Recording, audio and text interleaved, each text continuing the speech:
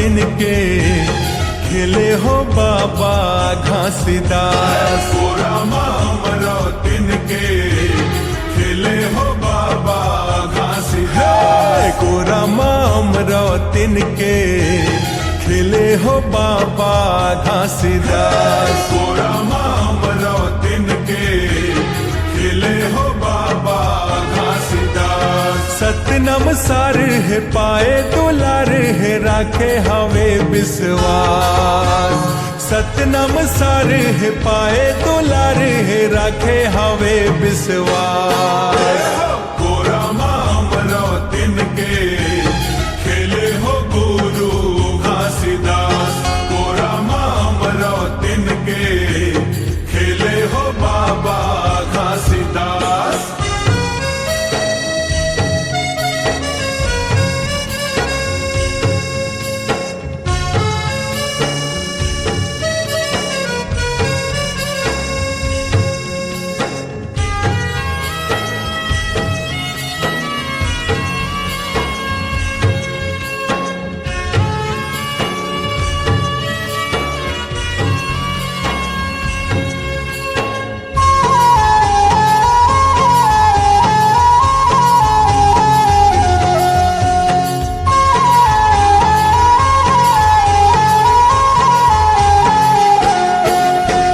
महंगू अमरा तिनके पीरित माया हाँ सारे है। पीरित माया हा सार है। पीरित माया हा सार है। सत्य रूप पावन गुणला सुघर के वो धार है। सुघर के वो धार है। सुघर के वो धार है।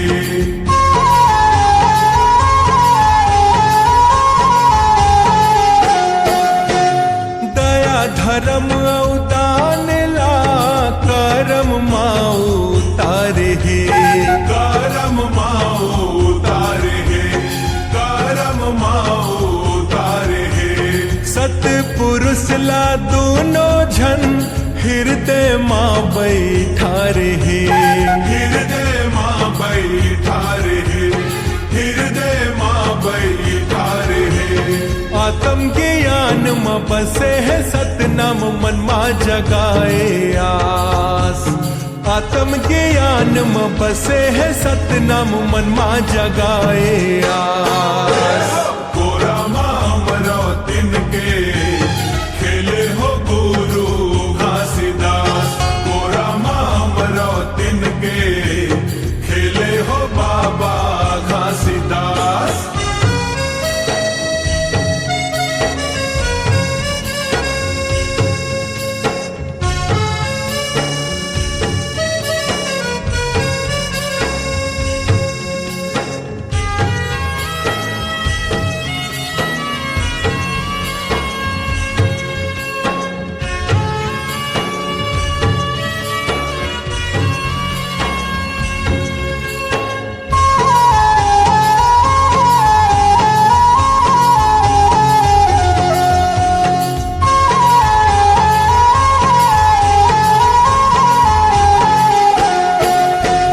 सतपुरुष के देखो देखो कृपा बरसे भारी है।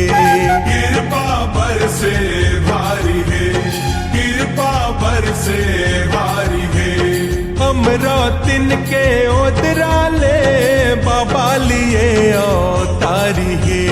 बाबा लिए अवतारी है। गुरु लिए अवतारी है।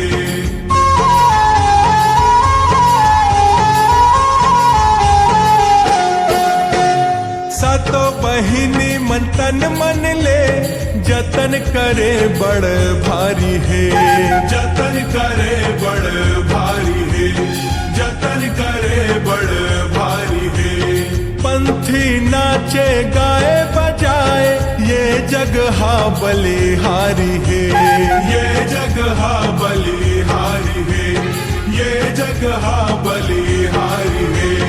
सतनाम सारे है गुरु आधारे है मौनी लाला लिखे आज। सतनाम सारे है शरण तुम्हारे है कांति कार्तिक आए।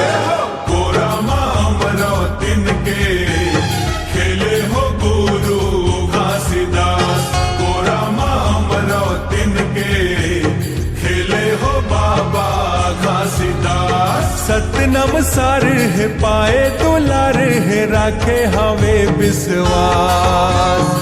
सतनम सार है पाए दुलार है राखे हवे विश्वास। कोरा मामरो तिनके